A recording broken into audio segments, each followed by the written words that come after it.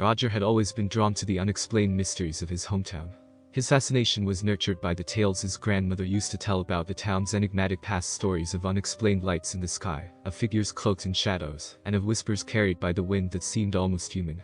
On an ordinary Saturday, while Roger was rummaging through the attic of his family's old house, he stumbled upon an object that piqued his curiosity. It was an ancient journal, its cover bound in weathered leather and its pages yellowed with age. The journal had been hidden beneath a loose floorboard, concealed as if it were a secret meant to be kept from prying eyes. As he held the journal, a chill ran down his spine, not from fear, but from the thrill of discovery. The journal felt heavy in his hands, as though it bore the weight of untold stories. The pages were filled with neat cursive writing, chronicling events and thoughts from a bygone era. But what caught Roger's attention was the last entry, dated over a century ago, which ended abruptly in mid-sentence.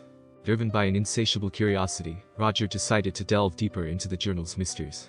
Little did he know, his discovery would soon lead him down a path of eerie revelations and dark truths that would forever change his perception of his quiet town. As the evening sky turned a deep shade of twilight, Roger sat at his desk, the journal open before him. The dim light of his lamp cast long shadows across the room, creating an ambience that was both comforting and slightly eerie. With a sense of reverence, Roger took out a pen and, half in jest, wrote a question on a blank page of the journal. "Who are you, and what secrets do you hold?" He chuckled to himself, not expecting anything to happen. But as he turned to leave the desk, a faint scratching sound made him pause. Roger turned back in disbelief as words slowly materialized on the page in a handwriting that was not his own. "I am many voices, lost in time. Seek and you shall find." A shiver ran down Roger's spine. This was impossible, yet the evidence was right before his eyes. The journal was responding to him. His heart raced with a mix of fear and excitement. Roger hesitated, then wrote another question. "What do you know about this town's history?" The journal answered. "Hidden truths, forgotten tragedies. Look deeper and see." From that moment, the journal became Roger's obsession. Night after night, he would ask questions, and the journal would reply with cryptic messages. It spoke of forgotten rituals, of families who vanished without a trace, and of a darkness that lurked in the heart of the town. Roger's friends and family began to notice changes in him. He became distant, often lost in thought, with dark circles under his eyes from sleepless nights spent in conversation with the journal. His grades slipped, and his social life dwindled to nothing. But Roger barely noticed, the journal's revelations consumed his every thought. One evening, the journal's tone shifted. The cryptic messages took on a more demanding tone, urging Roger to delve into forbidden knowledge and explore hidden places in the town. The journal began to ask as much of Roger as he asked of it. As the whispers of the journal grew more insistent, Roger felt himself being pulled into a world of shadows and secrets. He was standing on the precipice of an abyss, and the journal was beckoning him to leap. The days melted into nights as Roger's life began to revolve solely around the journal. The once curious student found himself engulfed in a world far removed from the one he knew. His existence became a series of hidden journeys and secretive explorations, all guided by the cryptic whispers of the journal. With each passing day, the journal revealed more of the town's unsettling past. It spoke of a time when certain townsfolk practiced strange rituals under the cloak of darkness, believing they could commune with forces beyond the understanding of mere mortals. It told tales of families who had mysteriously disappeared, leaving behind empty homes and whispered rumors. Roger's obsession with the journal didn't go unnoticed. His friends, once close confidants, could only watch helplessly as he receded further into his private world of ancient secrets. His family, increasingly concerned, tried to intervene, but Roger rebuffed their efforts, convinced that he was on the brink of uncovering truths that had long been buried. The journal's influence on Roger grew stronger. It no longer just responded to his queries, it began to guide his actions, compelling him to visit forgotten parts of the town. He found himself wandering through dilapidated buildings and abandoned streets, places that felt suspended in time, shrouded in an air of desolation and decay. One night, the journal's messages took a more ominous turn. It urged Roger to perform peculiar tasks, collecting old artifacts, reciting strange incantations, and drawing arcane symbols. The rationale behind these actions was a mystery to Roger, yet he felt an unexplainable compulsion to comply. As Roger delved deeper into the rituals, the atmosphere around him began to change. Shadows seemed to move with the life of their own, and the air grew thick with an unspoken foreboding. He started to hear whispers, not just from the journal but echoing around him, as if the town itself was speaking to him. Unbeknownst to Roger, these rituals were part of something much larger and more sinister. The journal, a conduit for an ancient entity, was slowly weaving its influence not just over Roger, but over the very fabric of the town. The boundary between the known and the unknown was beginning to blur, and Roger stood at the center of this maelstrom, unwittingly playing a key role in a ritual that threatened to awaken something long dormant beneath the town's surface. The town was shrouded in a palpable tension, like the charged air before a storm. Roger, driven by the journal's cryptic commands, found himself at the heart of an ancient, forgotten part of a town. The buildings here were relics of a bygone era, their facades worn and weathered, standing as silent witnesses to the unfolding events. Under the ghostly light of the full moon, Roger stood in the center of an abandoned square, the journal open in his hands. His eyes, once filled with curiosity, now burned with a feverish. As he began to recite the incantations dictated by the journal, a sense of dread filled the air. The ground beneath him seemed to tremble, and the shadows danced unnervingly around him. The whispers that had once been faint now rose in a chorus, echoing off the crumbling walls, creating a symphony of haunting sounds. It was then that Roger saw it, a formless shadow, a darkness that seemed to seep from the very pages of the journal. The entity, bound for centuries, was manifesting, its presence a chilling void that threatened to engulf everything. In that moment of terror and realization, Roger understood the true nature of the journal. It was not a mere chronicle of the past, but a vessel, a binding force for an ancient entity that had once been sealed away by the very rituals detailed within its pages. And he, Roger, had been the key to its release.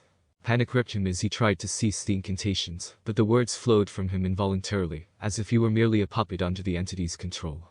The air grew colder, the darkness deeper, and the whispers louder, converging into a singular, commanding voice that resonated in his mind. With every ounce of his will, Roger fought against the invisible chains that bound him to the journal. He struggled to close the book, to end the ritual, but the entity was relentless.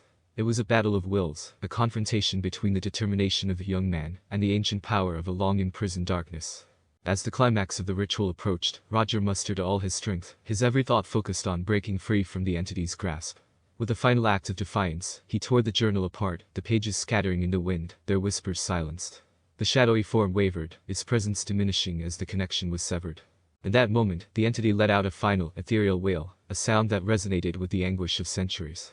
Then, as suddenly as it had appeared, it vanished, leaving Roger alone in the silent square, the remnants of the journal fluttering away like leaves in the wind. The immediate danger was over, but the consequences of that night would reverberate far beyond the confines of the old town square. In the aftermath of that harrowing night, the town seemed to hold its breath. Roger, physically and emotionally exhausted, wandered back to his home, the fragments of the journal's pages still clutched in his trembling hands. The once intriguing adventure had turned into a nightmare, one that had nearly unleashed an unspeakable horror upon the world. The following days were filled with a surreal calm. Roger struggled to return to normalcy, but the echoes of the journal's whispers haunted his every moment. He was a changed person, his once inquisitive eyes now reflecting a deep-seated wariness. His friends and family, relieved to find him safe, were unaware of the full extent of the ordeal he had endured. The town itself seemed to be recovering, but there were subtle changes. Strange occurrences, once rare, became more frequent. Shadows seemed to linger longer, and the air was often filled with an unexplainable chill. It was as if the entity, though banished, had left a part of itself behind, a lingering stain on the fabric of the town. Roger's encounter with the journal and the entity had left deep scars. He was plagued by nightmares, each one a vivid reenactment of that fateful night. His days were spent in a haze, trying to piece together the fragments of what had happened. The journal, the source of it all, had been destroyed, but its influence persisted. In an effort to understand and perhaps find closure, Roger began researching the town's history with a new fervor. He scoured old archives, spoke with local historians, and delved into family records. He discovered tales of ancient rituals and forgotten lore that corroborated the journal's revelations. Yet, the full truth remained elusive, obscured by time and the shadows of the past. As the days passed, the town slowly returned to its sleepy routine, but the sense of unease remained. Whispers of the strange events circulated, though no one knew the extent of what had transpired. Roger kept to himself, his once sociable nature replaced by a solemn introspection. The journal was gone, but its legacy lived on, both in the town and in Roger. He had faced an ancient darkness and had emerged victorious, but not unscathed. The experience had changed him, instilling a caution and respect for the unknown that he would carry for the rest of his life. The world was filled with mysteries, some better left undiscovered. Months passed since the incident with the journal, and life in the town had settled into a new, uneasy normalcy. Roger, once a vibrant student full of curiosity, now carried an air of solemnity. The spark in his eyes was dimmer, replaced by a gaze that often seemed focused on something unseen, something lingering in the shadows of his mind. Roger moved through his days with a quiet resolve, continuing his studies, but with a newfound perspective.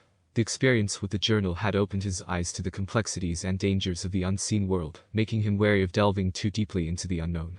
Yet, the questions that the journal had awakened in him remained unanswered.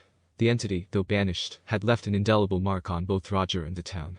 Unexplainable occurrences still happened, though less frequently, serving as a reminder of the thin veil that separates the ordinary from the extraordinary. Roger often found himself walking the streets of the town, passing by the old square where everything had come to a head. The memories of that night were a constant companion, a silent whisper that echoed in his footsteps. He wondered about the entity, about the ancient forces that he had unwittingly unleashed and then resealed.